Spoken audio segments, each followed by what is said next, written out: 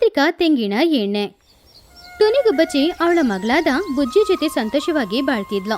ಅವಳಿಗೆ ಬುಜ್ಜಿ ಅಂದ್ರೆ ತುಂಬಾ ಇಷ್ಟ.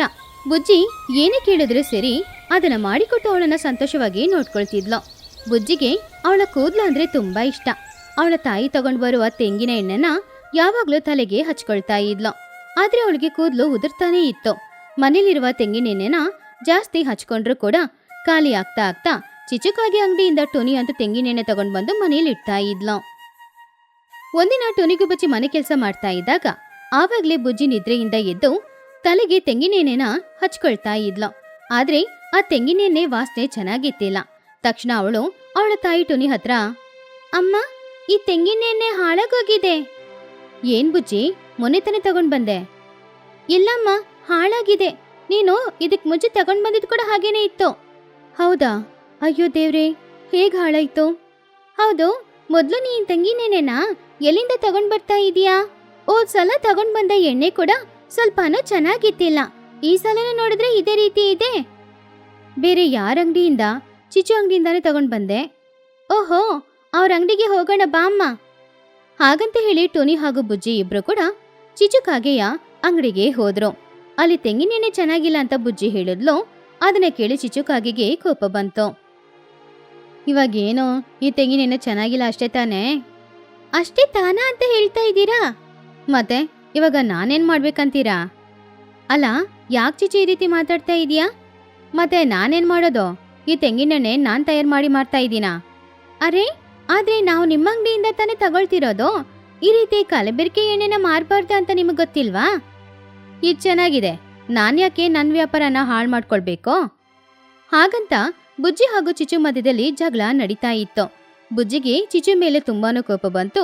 ಚಿಚುಗೆ ಬುಜ್ಜಿ ಮೇಲೆ ತುಂಬಾನು ಕೋಪ ಬಂತು.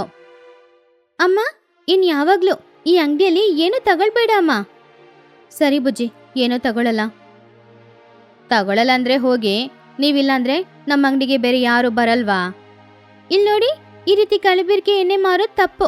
ನಾನು ಎಲ್ಲರ ಹತ್ರನೂ ಹೇಳ್ತೀನಿ. ಸರಿ ಬಿಡು ಬುಜ್ಜಿ, ತೆಂಗಿನ ಎಣ್ಣೆಗೋಸ್ಕರ ಯಾಕೆ ಇಷ್ಟು ದೊಡ್ಡ ಜಗಳ? ಪಾಪ ಚಿಚು, ಅವಳ ವ್ಯಾಪಾರ ನಡಿಬೇಕಲ್ವಾ? ಅಮ್ಮ, ಅವ್ರಿಗೆ ಯಾವಾಗ ಅರ್ಥ ಆಗೋದಮ್ಮ? ಅದಕ್ಕೆ ಮಾತಾಡ್ತಾ ಇದ್ದೀನಿ. ಸರಿ ಬಿಡು ಬುಜ್ಜಿ, ಬಾ ಮನೆಗೆ ಹೋಗೋಣ. ಹಾಗೆ ಟುನಿಗುಬ್ಬಚ್ಚಿ ಬುಜ್ಜಿನ ಮನೆಗೆ ವಾಪಸ್ ಕರ್ಕೊಂಡು ಹೋದ್ಲು. ಬುಜ್ಜಿ ಕೋಪನ ಕಡಿಮೆ ಮಾಡಕ್ಕೆ ಟುನಿ ಏನೇನೋ ಅವಳತ್ರ ಮಾತಾಡ್ತಾ ಇದ್ಲು. ಆದ್ರೂ ಬುಜ್ಜಿಯ ಕೋಪ ಅಂತೂ ಸ್ವಲ್ಪನೂ ಕಡಿಮೆ ಆಗ್ಲೇ ಇಲ್ಲ. ಆವಾಗ ಟುನಿ ಅವಳ ಮನ್ಸಲ್ಲಿ, ಅಪ್ಪಪ್ಪ, ಏನೀ ಬುಜ್ಜಿಗೆ ಇಷ್ಟ್ ಕೋಪ ಬರ್ತಿದೆ? ಬಿಟ್ರೆ ಆ ಚಿಚುನ ಹೊಡೆದ್ ಬಿಡ್ತಿದ್ಲೋ ಏನೋ.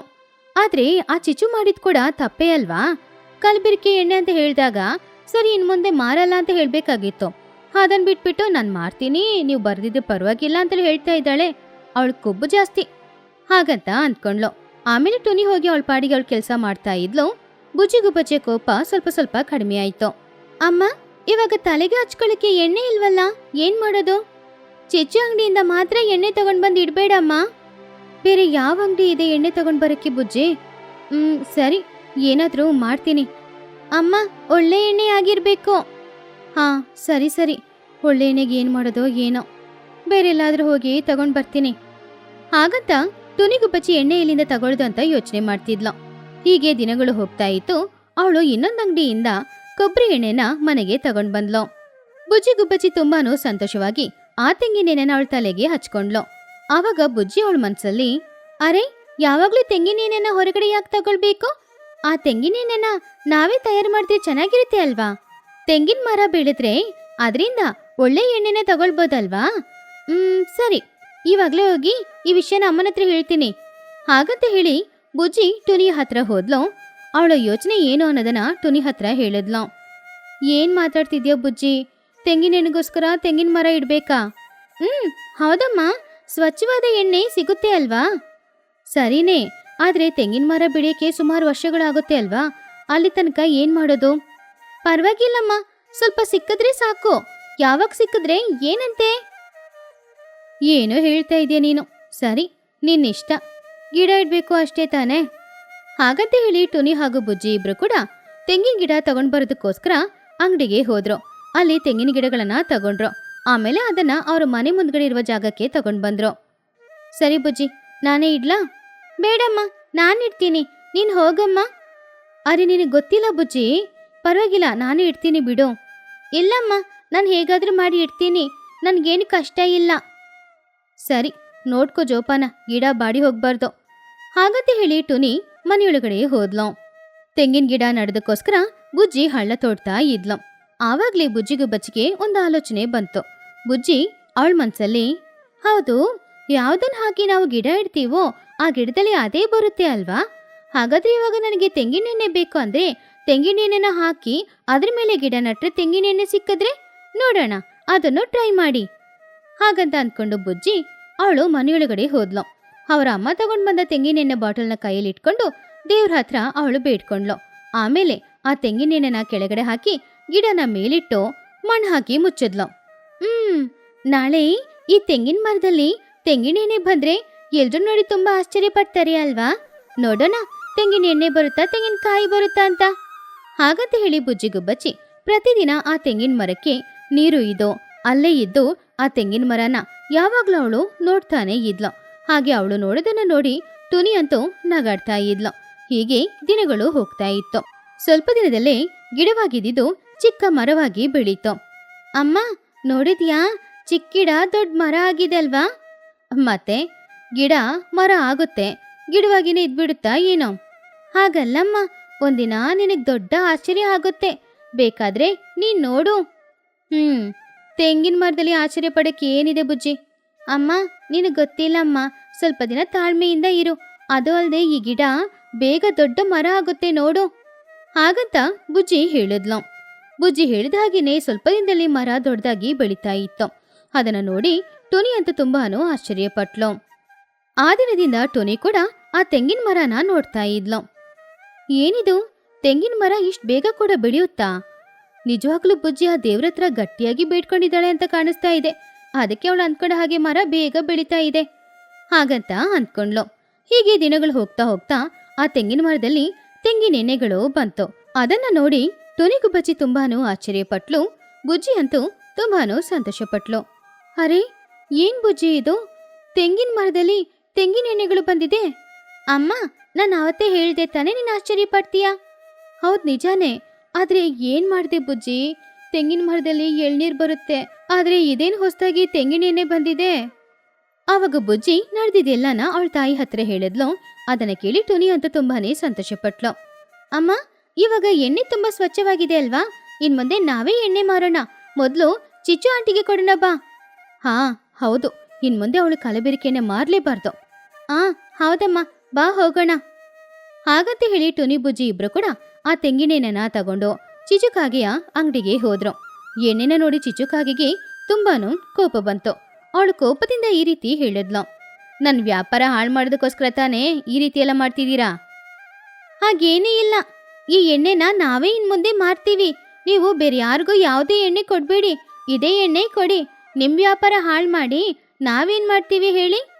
ಓ ಹೌದಾ, ಸರಿ ಸರಿ, ನಾನೇ ತಗೊಳ್ತೀನಿ. ಹಾಗೆ ಚಿಚುಕಾಗೆಗೆ ಆ ಎಣ್ಣೆನ ಮಾರ್ತಿದ್ಲು ಬುಜ್ಜಿ. ಊರಲ್ಲಿ ಎಲ್ರಿಗೂ ಕೂಡ ಅವರಿಬ್ರು ಸೇರಿ ಸ್ವಚ್ಛವಾದ ತೆಂಗಿನೆಣ್ಣೆ ಮಾರ್ತಾ ಇದ್ರು. ಆದ್ರಿಂದ ಅವರೆಲ್ಲರೂ ಕೂಡ ಖುಷಿಯಾಗಿದ್ರು. ಟುನಿಗುಬ್ಬಚ್ಚಿಯ ಊರಿನಲ್ಲಿ ತುಂಬಾನು ಕಷ್ಟ ಇತ್ತು. ಅಲ್ಲಿ ಅವ್ರು ಯಾರಿಗೂ ಕೂಡ ಯಾವುದೇ ಕೆಲ್ಸಾನೂ ಇಲ್ಲ. ಎಲ್ರೂ ತುಂಬಾನೇ ಕಷ್ಟಪಟ್ಟು ಜೀವನಾನ ಬಾಳ್ತಾ ಇದ್ರು. ಆ ಊರಿನ ಮಧ್ಯದಲ್ಲಿ ಒಂದು ದೊಡ್ಡ ಮರ ಇತ್ತು. ಪ್ರತಿದಿನ ಆ ಮರವನ್ನೇ ದೇವ್ರು ಅಂತ ಅಂದ್ಕೊಂಡು ಊರಿನವರು ಎಲ್ರೂ ಕೂಡ ಪೂಜಿಸ್ತಾ ಇದ್ರು.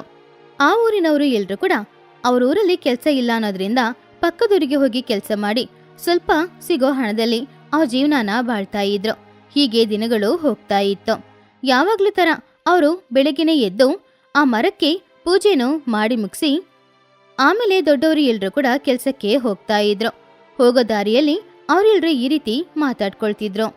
ಏನೋ ನಮ್ ಜೀವನ ಯಾವಾಗ ಬದಲಾಗುತ್ತೋ ಏನೋ. ಅದೇ ನನಗೂ ಅರ್ಥ ಆಗ್ತಾ ಇಲ್ಲ. ನಮ್ ಜೀವನ ಬದಲಾದ್ರೆ ತುಂಬಾ ಚೆನ್ನಾಗಿರ್ತಿತ್ತು. ನಮ್ಮೂರಲ್ಲೇ ಕೆಲಸ ಮಾಡ್ಕೊಂಡು ನಾವಿಲ್ಲೇ ಬಾಳ್ಬೋದಾಗಿತ್ತು.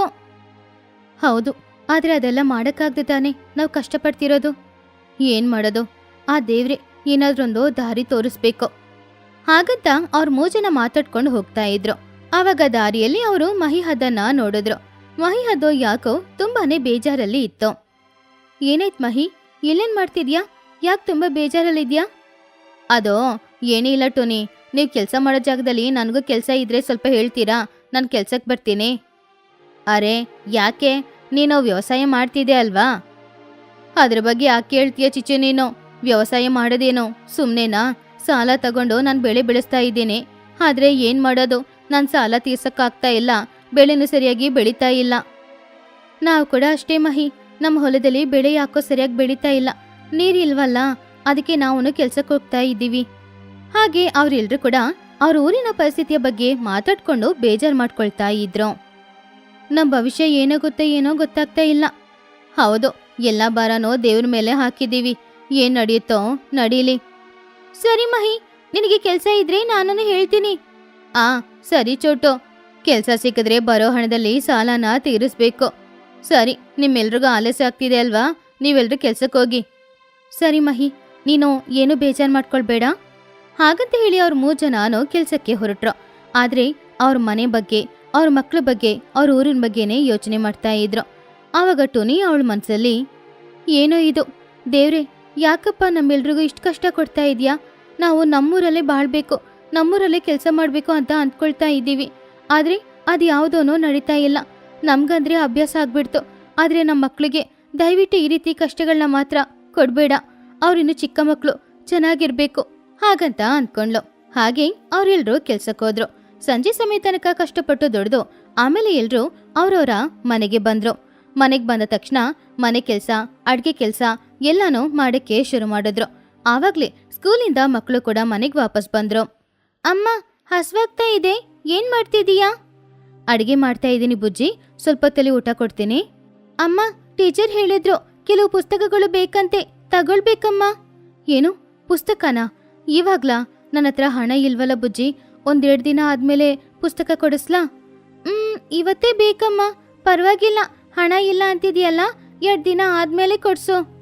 ಸರಿ ಬುಜ್ಜಿ, ಸ್ವಲ್ಪ ತಿರು ಊಟ ಮಾಡು. ಹಾಗೆ ಟುನಿಗುಬ್ಬಚ್ಚಿ ಬುಜ್ಜಿಗುಬ್ಬಚ್ಚಿ ಇಬ್ರು ಮಾತಾಡ್ತಾ ಇದ್ರು. ಟುನಿಗೆ ಪುಸ್ತಕ ತಗೊಳಕ್ಕೆ ಹಣಕ್ಕೆ ಏನ್ ಮಾಡ್ದು ಅಂತ ಯೋಚನೆ ಮಾಡ್ತಾ ಇದ್ಲು. ಸ್ವಲ್ಪ ಸಮಯದಲ್ಲಿ ಬುಜ್ಜಿಗುಬ್ಬಚ್ಚಿ ಹೊರಗಡೆ ಆಟಾಡೋದಕ್ಕೋಸ್ಕರ ಹೋದ್ಲು. ಆವಾಗ ಟುನಿಗುಬ್ಬಚ್ಚಿ ಊರಿನ ಮಧ್ಯದಲ್ಲಿರುವ ಆ ಮರದ ಹತ್ರ ಬಂದು ನಿಂತ್ಕೊಂಡು ಏನೋ ಯೋಚನೆ ಮಾಡ್ತಾ ಇದ್ಲು. ಆವಾಗಲೇ ಚಿಚು ಚೋಟು ಇಬ್ರು ಕೂಡ ಅಲ್ಲಿಗೆ ಬಂದ್ರು. ಏನ್ ಟೋನಿ, ಇಲ್ಲಿ ನಿಂತ್ಕೊಂಡು ಏನ್ ಯೋಚನೆ ಮಾಡ್ತಾ ಇದೀಯಾ? ಬುಜ್ಜಿ ಏನೋ ಬುಕ್ ಬೇಕು ಅಂತ ಕೇಳಿದ್ಲು. ಚಿನ್ನು ಬನ್ನು ಏನೋ ಕೇಳಿಲ್ವಾ? ಕೇಳಿದ್ರು. ಕೇಳಿದ್ರು. ಹಣ ಇಲ್ಲ, ಮುಂದಿನ ವಾರ ಕೊಡಿಸ್ತೀನಿ ಅಂತ ಮಕ್ಳ ಹತ್ರ ಹೇಳಿದ್ದೀನಿ. ಪಾಪ ಮಕ್ಳು ನಮ್ಮಿಂದ ಎಷ್ಟೋ ಕಷ್ಟಪಡ್ತಾ ಇದ್ದಾರೆ ಅಲ್ವಾ? ಏನ್ ಮಾಡಿದ್ರುನಿ, ನಮ್ಮ ಹಣೆ ಬರಹ, ನಮ್ಮ ಮಕ್ಕಳ ಹಣೆ ಬರಹ ಹೀಗಿದೆ. ಹಾಗಂತ ಹೇಳ್ಕೊಂಡು ಅವರೆಲ್ಲರೂ ತುಂಬಾನೇ ಬೇಜಾರು ಮಾಡ್ಕೊಳ್ತಾ ಇದ್ರು. ಆವಾಗ್ಲೇ ಮಹಿ ಹದ್ದಲೂಸಿ ಪಾರಿವಾಳ ಇಬ್ರು ಕೂಡ ಅಲ್ಲಿಗೆ ಬಂದ್ರು. ಏನಾಯ್ತೋ, ಎಲ್ರೂ ಯಾವ್ದ್ರ ಬಗ್ಗೆ ಮಾತಾಡ್ತಿದ್ದೀರಾ? ಇನ್ನೇನು, ಎಲ್ಲ ನಮ್ಮೂರಿನ ಬಗ್ಗೆನೆ. ನಮ್ಮೂರಲ್ಲಿ ವ್ಯವಸಾಯ ಮಾಡಕ್ಕೆ ಯಾವಾಗಾಗುತ್ತೋ ಆವಾಗ್ಲೇ ನಾವೆಲ್ರೂ ಕೂಡ ಇಲ್ಲೇ ಸಂತೋಷವಾಗಿ ಬಾಳಕ್ಕಾಗುತ್ತೆ. ಅಲ್ಲಿ ತನಕ ನಮ್ ಕಷ್ಟ ಅಂತೂ ಹೋಗೋದಿಲ್ಲ. ಆವಾಗ ಟೋನಿ ಕೈ ಮುಗ್ದು ಆ ಮರದ ಹತ್ತಿರ ಬೇಡ್ಕೊಳ್ತಾ ಇದ್ಲು. ಆವಾಗ ಎಲ್ರೂ ಕೂಡ ಆ ಮರವನ್ನ ನೋಡಿ ಕೈ ಮುಗಿತಾ ಇದ್ರು. ಅಮ್ಮ, ನಾವು ಯಾವುದೇ ದೇವರನ್ನು ಪೂಜಿಸ್ತಾ ಇಲ್ಲ. ನಾವು ನಂಬ್ಕೊಂಡಿರೋದು ನಿನ್ನನ್ ಮಾತ್ರ. ನಿನ್ನನ್ನೇ ದೇವ್ರು ಅಂತ ಅಂದ್ಕೊಂಡಿದ್ದೀವಿ. ನಮಗ್ ಯಾಕಮ್ಮ ಇಷ್ಟ ಕಷ್ಟ? ನಮಗ್ ಕಷ್ಟ ಕೊಟ್ಟೆ ಪರವಾಗಿಲ್ಲ, ನಮ್ಮ ಮಕ್ಳಿಗೆ ಕಷ್ಟ ಕೊಡ್ಬೇಡ. ದಯವಿಟ್ಟು ಅವ್ರಿಗೊಂದು ಒಳ್ಳೆ ಭವಿಷ್ಯನ ಕೊಡಮ್ಮ, ನಾನು ಬೇಡ್ಕೊಳ್ತಾ ಇದ್ದೀನಿ. ಹಾಗಂತ ಟೋನಿ ಬೇಡ್ಕೊಂಡ್ಲು. ಹಾಗೆ ಅವರೆಲ್ಲರೂ ಕೂಡ ಆ ಮರದ ಹತ್ತಿರ ಬೇಡ್ಕೊಂಡ್ರು. ಹಾಗೆ ಅವರೆಲ್ಲರೂ ಮಾತಾಡ್ಕೊಳ್ತಾ ಇದ್ದಾಗ ಟೋನಿಗುಬ್ಬಚ್ಚಿಗೆ ಆವಾಗ ಒಂದು ಯೋಚನೆ ಬಂತು. ನಾಳೆ ಬೆಳಿಗ್ಗೆ ಎಲ್ರೂ ಬೇಗ ಇಲ್ಲಿಗೆ ಬಂದ್ಬಿಡಿ, ಮರಕ್ಕೆ ಪೂಜೆ ಮಾಡೋಣ. ಪೂಜೆ ಮಾಡಿದ್ರೆ ಸ್ವಲ್ಪ ನೆಮ್ಮದಿ ಇರುತ್ತೆ. ನಾಳೆ ಹೇಗೋ ನಮ್ಗೆ ರಜೆ ತಾನೆ, ಮಕ್ಳಿಗೂ ಕೂಡ ರಜೆನೆ. ಎಲ್ರೂ ಬೆಳಿಗ್ಗೆನೆ ಬಂದು ಪೂಜೆ ಮಾಡ್ಕೊಳ್ಬೋದು. ಸರಿ, ಬೇಗ ಎಲ್ರೂ ಬಂದ್ಬಿಡಿ. ಹಾಗಂತ ಹೇಳಿ ಪಕ್ಷಿಗಳೆಲ್ಲರೂ ಸ್ವಲ್ಪ ಹೊತ್ತು ಮಾತಾಡ್ಕೊಂಡು ಮನೆಗೆ ಹೋದ್ರು. ಆಟಾಡಿ ಮುಗಿಸಿ ಮಕ್ಳೆಲ್ರೂ ಕೂಡ ಸಂಜೆ ಮನೆಗ್ ಬಂದ್ರು. ಹೀಗಿರುವಾಗ ರಾತ್ರಿ ಸಮಯ ಆಯ್ತು. ಎಲ್ರೂ ನಿದ್ರೆ ಮಾಡ್ತಾ ಇದ್ರು. ಆವಾಗ ಇದ್ದಕ್ಕಿದ್ದಂತೆ ಆ ಮರದಿಂದ ಒಂದು ದೊಡ್ಡ ಬೆಳಕು ಬಂತು. ಆವಾಗ ಆ ಮರ ಚಿನ್ನದ ಮರವಾಗಿ ಬದಲಾಯಿತು. ಅದರಲ್ಲಿರುವ ಎಲೆಗಳೆಲ್ಲ ಕೂಡ ಚಿನ್ನದ ಎಲೆಗಳಾಗಿತ್ತು. ಮರುದಿನ ಬೆಳಗ್ಗೆ ಎದ್ದು ಪಕ್ಷಿಗಳು ಎಲ್ರೂ ಕೂಡ ಆ ಮರದ ಹತ್ತಿರ ಬಂದು ನೋಡಿದಾಗ ಆ ಮರ ಚಿನ್ನದ ಮರವಾಗಿ ಬದಲಾಗಿತ್ತು. ಅದನ್ನ ನೋಡಿ ಅವರೆಲ್ಲರೂ ಕೂಡ ತುಂಬಾನೇ ಆಶ್ಚರ್ಯಪಟ್ರು. ಅಲ್ಲಿ ಏನ್ ನಡೀತಾ ಇದೆ ಅನ್ನೋದು ಯಾರಿಗೂ ಅರ್ಥ ಆಗ್ಲಿಲ್ಲ. ಆದ್ರೆ ಆ ಚಿನ್ನದ ಮರವನ್ನ ನೋಡಿ ಎಲ್ರೂ ತುಂಬಾನೇ ಖುಷಿಯಾದ್ರು. ನಾನ್ ನೋಡ್ತಾ ಇರೋದು ನಿಜಾನಾ, ಎಲ್ಲ ಕನಸು ಕಾಣ್ತಾ ಇದ್ದೀನಾ? ನನ್ಗೂ ಅದೇ ಅರ್ಥ ಆಗ್ತಿಲ್ಲ. ಇದು ಕನ್ಸಿರ್ಬೋದೇನೋ? ಇಲ್ಲ, ಇದು ಕನ್ಸಲ್ಲ. ಆ ದೇವ್ರಿಗೆ ನಮ್ಮೇಲೆ ಕರುಣೆ ಹುಟ್ಟಿದೆ. ನೀನ್ ಹೇಳಿದ ನಿಜಾನೇ. ಅದಕ್ಕೆ ನೋಡು, ಈ ಮರನ ಚಿನ್ನದ ಮರವಾಗಿ ಬದಲಾಯಿಸಿದ್ದಾರೆ. ಇನ್ಮುಂದೆ ನಮ್ಮ ಜೀವನ ಬದಲಾಗುತ್ತೆ. ಸರಿ, ನಿನ್ನೆ ಅಂದ್ಕೊಂಡ ಹಾಗೇನೆ ಇವಾಗ್ಲೇ ಎಲ್ರೂ ಪೂಜೆ ಮಾಡೋಣ. ಹಾಗಂತ ಹೇಳಿ ಎಲ್ರೂ ಅವ್ರವ್ರ ಮನೆಗೆ ಹೋದ್ರು. ಸ್ನಾನ ಮಾಡಿ ತಯಾರಾಗಿ ಪುನಃ ಬಂದ್ರು. ಪೂಜೆ ಮಾಡಕ್ಕೆ ಬೇಕಾಗಿರುವ ಎಲ್ಲ ಏರ್ಪಾಡುಗಳನ್ನ ಮಾಡ್ತಾ ಇದ್ರು. ಮಕ್ಕಳು ಕೂಡ ಅಲ್ಲೇ ಪಕ್ಕದಲ್ಲಿ ಕೂತ್ಕೊಂಡಿದ್ರು. ಹಾಗೆ ಎಲ್ರೂ ಕೂಡ ಭಕ್ತಿ ಶ್ರದ್ಧೆಯಿಂದ ಆ ಮರಕ್ಕೆ ಪೂಜೆಯನ್ನು ಮಾಡಿದ್ರು. ಇವಾಗ ನಾವೆಲ್ರೂ ವ್ಯವಸಾಯ ಮಾಡುವ ಸಮಯ ಬಂದಿದೆ. ನಮ್ಮೂರನ್ನ ಮೊದಲನೇ ತರ ಬದಲಾಯಿಸ್ಬೇಕು. ಇಷ್ಟು ದಿನ ಕಷ್ಟಪಟ್ಟಿದ್ದಕ್ಕೆ ಆ ದೇವ್ರು ದೊಡ್ಡ ಫಲ ಕೊಟ್ಟಿದ್ದಾನೆ ಅಲ್ವಾ? ಹೌದು. ಇನ್ಮುಂದೆ ನಮ್ಗೆ ಯಾವುದೇ ಕಷ್ಟನೇ ಇರಲ್ಲ. ಹೌದು, ನಮ್ಮ ಮಕ್ಳ ಜೀವನ ಕೂಡ ಇನ್ಮುಂದೆ ಚೆನ್ನಾಗಿರುತ್ತೆ. ಹಾಗಂತ ಅವ್ರೆಲ್ರೂ ಕೂಡ ದೇವರಿಗೆ ಧನ್ಯವಾದ ತಿಳಿಸಿದ್ರು. ಆಮೇಲೆ ಆ ಮರದಲ್ಲಿರುವ ಚಿನ್ನದ ಎಲೆಗಳನ್ನ ಎಲ್ರೂ ಸಮವಾಗಿ ತಗೊಂಡ್ರು. ಆಮೇಲೆ ಪಕ್ಕದೂರಿಗೆ ತಗೊಂಡು ಹೋಗಿ ಆ ಚಿನ್ನದ ಎಲೆಗಳನ್ನ ಮಾರಿ ಹಣ ಸಂಪಾದನೆ ಮಾಡಿದ್ರು. ಆ ಹಣದಲ್ಲಿ ಅವ್ರೂರಿನಲ್ಲಿ ವ್ಯವಸಾಯ ಮಾಡ್ಬೇಕು ಅಂತ ಅಂದ್ಕೊಂಡ್ರು. ಆಮೇಲೆ ಹೊಟ್ಟೆ ತುಂಬಾ ಊಟನೂ ಮಾಡಿದ್ರು. ಅಮ್ಮ, ಇವಾಗ ನಾನು ನನಗೆ ಬೇಕಾಗಿರೋ ಬುಕ್ ಎಲ್ಲ ತಗೊಳ್ಬೋದಲ್ವಾ? ತಗೊಳ್ಬೋದು ಬುಜ್ಜಿ. ನಿನಗೆ ಏನ್ ಬೇಕೋ ಅದೆಲ್ಲಾನೋ ತಗೋ. ಅಮ್ಮ, ಈ ಚಿನ್ನದ ಮರದಿಂದ ನಮ್ಮ ಕಷ್ಟಗಳೆಲ್ಲ ದೂರ ಹೋಯ್ತಲ್ವಾ? ಹೌದು ಬುಜ್ಜಿ, ಆ ದೇವ್ರಿಗೆ ನಮ್ಮ ಮೇಲೆ ಕರುಣೆ ಹುಟ್ಟಿದೆ. ಆದ್ರಿಂದ ಚೆನ್ನಾಗಿರ್ಬೇಕು ಅನ್ನೋದಕ್ಕೋಸ್ಕರನೇ ಆ ದೇವ್ರು ಈ ರೀತಿ ಒಂದು ವರ ಕೊಟ್ಟಿದ್ದಾನೆ. ಹಾಗೆ ತಾಯಿ ಮಗಳು ಇಬ್ರು ತುಂಬಾನೇ ಸಂತೋಷವಾಗಿ ಮಾತಾಡ್ತಿದ್ರು. ಪುನಃ ಊರಿನಲ್ಲಿ ವ್ಯವಸಾಯ ಮಾಡಕ್ಕೆ ಶುರು ಮಾಡಿ ಬೆಳೆಗಳು ಚೆನ್ನಾಗಿ ಬೆಳೆದು ಎಲ್ರೂ ತುಂಬಾ ಖುಷಿಯಾಗಿದ್ರು.